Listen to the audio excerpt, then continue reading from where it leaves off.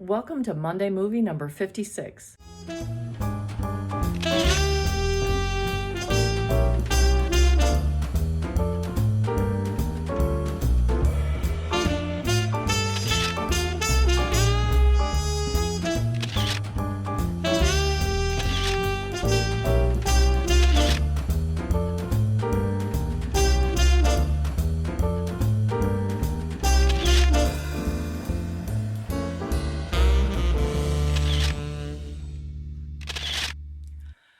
It might have been masks and sanitizer instead of music and snacks, but I believe everybody that came out for my personal tours that I gave at the Tri-County Arts Council in Olean on Saturday for my papercuts show, I think everybody had a really great time. I know I did, and I thank you so much for coming.